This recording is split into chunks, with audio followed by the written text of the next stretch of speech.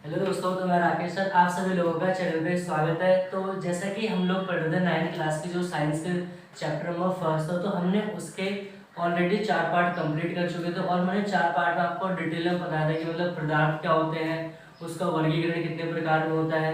फिर हमने ये देखा था कि पदार्थ की अवस्थाएं कितनी होती है, तो हमने उसमें देखा था मतलब सॉलिड हो गया, लिक्विड हो गया, गैस हो गया, तीनों फॉर्म को हमने पढ़ा था। और फिर इसके अलावा हमने देखा था कि जो ठोस पदार्थ होता है उसके क्या गुण होते हैं, ठीक है, द्रव के क्या गुण होते हैं, ठीक है, गैस के क्या गुण होते हैं। तो ये सारी चीज़ों को हमने, और फिर हमने देखा था कि पदार्थ की अवस्था में परिवर्तन किस कारण, फिर मैंने आपको बताया था कि या तो तापमान के कारण परिवर्तन होता है या तो फिर आपका जो होगा दाब के कारण परिवर्तन होगा। ठीक है, तो आज की जो हम वीडियो में पढ़ने वाले हैं वो पार्ट नंबर हमारे क्या है 5। अगर आप मतलब ऐसा कोई ऐसा स्टूडेंट जो मतलब फर्स्ट टाइम वीडियो को देख रहा है, तो सबसे पहले क्या करेंगे, आप लोग इससे पहले के जो 4 पार्ट हो चुके हैं वो आप उस चीज़ को देख लीजिए। तो मैं आपको बता दूं कि इस वीडियो में हम पढ़ने वाले क्या है। तो इसमें हम बेसिकली छोटे छोटे डेफिनेशन होते हैं, क्यों, क्योंकि जब कभी कभी आपको एग्जाम में पूछी जाती है।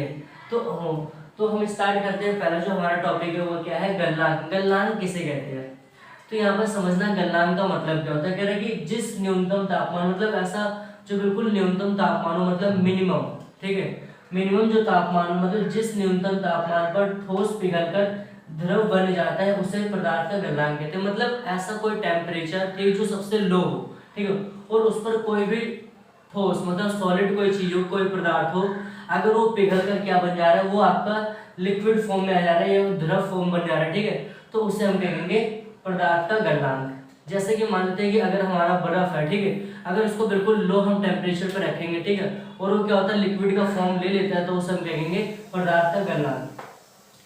अगला जो हमारा टॉपिक है, जो यहाँ से आपसे पूछा जाता है कि बर्फ का गलनांक कितना होता है, एक एक नंबर का क्वेश्चन पूछा जाता है। तो इसका होता है कि 213.15 केल्विन, ठीक है, क्या होता है केल्विन।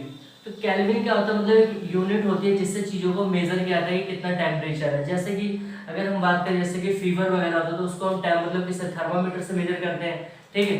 तो हर एक चीज की क्या मेजरमेंट के लिए एक यूनिट बनाई जाती है। तो यहाँ पर क्या होता है कि जो बर्फ का गलनांक, मतलब बर्फ के जो गलनांक को मेजर किया था वो कितना होता है, बर्फ का गलनांक 213.15 केल्विन, ठीक है। तो अगला जो सबसे इंपॉर्टेंट क्वेश्चन है, इसको मैंने यहाँ पर क्वेश्चन सिर्फ क्वेश्चन को लिखा है, क्यों, क्योंकि यहाँ पर ज्यादा वीडियो लेंथी हो जाएगी, इसलिए हमने क्या था डायरेक्ट मैंने क्वेश्चन को लिख दिया।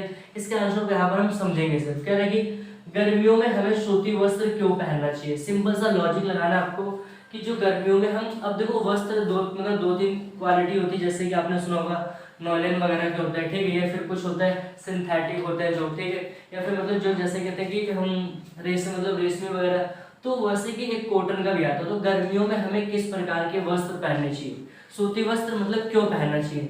तो सिंपल सी बात है कि अगर हम सूती वस्त्र पहनेंगे तो हमारा जो शरीर होगा, हमारा शरीर क्या होता है कि जो गर्मी के सीजन में हमारा शरीर क्या होता है, हीट हो जाता है।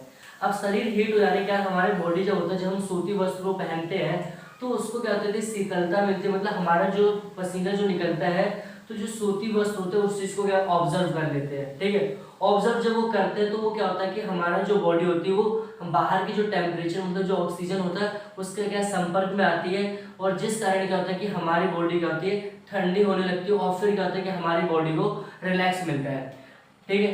तो इसलिए हम कह सकते हैं कि हमें गर्मियों में कौन से वस्त्र मतलब पहनने चाहिए। तो अगला जो हमारा टॉपिक है वो क्या है कि संगलन किसे कहते हैं। संगलन किसे कहते हैं, तो कह रहे हैं मतलब गलने की वह प्रक्रिया जिसमें ठोस परिवर्तित होकर द्रव बन जाता, मतलब एक ऐसी प्रोसेस जिसमें कोई क्या हो कि मतलब कोई सॉलिड हो, सॉलिड अगर कोई आइटम है, ठीक है, अगर वो क्या होती है वो गलने के बाद किसका रूप धारण कर लेती है, वो लिक्विड का, ठीक है, लिक्विड का रूप धारण कर लेती है, तो उसे हम कहेंगे संगलन। क्लियर है।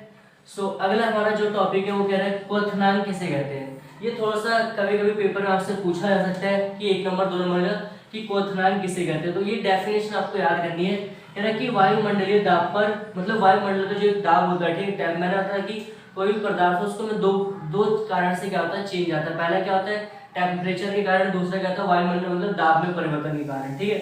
तो कह रहे हैं कि वायुमंडल दाब पर वह तापमान जिस पर कोई मतलब जिस पर द्रव उबलने लगता, मतलब कि वायुमंडल का वो टेम्परेचर जिस पे क्या होता है कि जो लिक्विड होता है क्या उबलने लगता है, ठीक है, तो उसी को हम क्या कहते हैं क्वथनांक कहते हैं। सिंपल जान लेना कि वायुमंडल के तापमान पर दाब पर जब कोई लिक्विड फॉर्म हो, ठीक, कोई लिक्विड हो, अगर वो उबलना शुरू हो जाता है तो हम कहेंगे वो क्या है क्वथनांक है, ठीक है। अगला क्या कह रहा है कि ऊर्ध्वपातन किसे कहते हैं, क्या है, ऊर्ध्वपातन किसे कहते हैं। तो सिंपल सी बात है कि जब कोई पदार्थ ठोस अवस्था से, क्या कह रहे हैं, जब कोई पदार्थ ठोस अवस्था से गैसीय अवस्था में तथा गैसीय अवस्था से ठोस अवस्था में परिवर्तित होता है तो उसे हम ऊर्ध्वपातन कहते हैं। तो सिंपल सी बात आपको याद रखना है कि कोई भी ठोस पदार्थ है तो वो क्या होता है कि अभिक्रिया करके, ठीक है, क्या होता है कि ठोस से किस रूप में चेंज हो रहा है, वो गैस के रूप में, और फिर अगेन अगर वो गैस के रूप में से दोबारा क्या अपने पहले वाली फॉर्म में आ जाए तो उसे हम कहेंगे ऊर्ध्वपातन। तो ये हमारे 4 टॉपिक थे 5। तो अब बाकी की जो डिटेल मतलब बाकी की जो आगे की वीडियो होगी उसमें हम नए टॉपिक्स को देखेंगे। सो आई होप कि आपको वीडियो पसंद आ रही है। वीडियो को लाइक करिए, शेयर करिए और चैनल को सब्सक्राइब करना ना भूलें। Thanks for watching this video.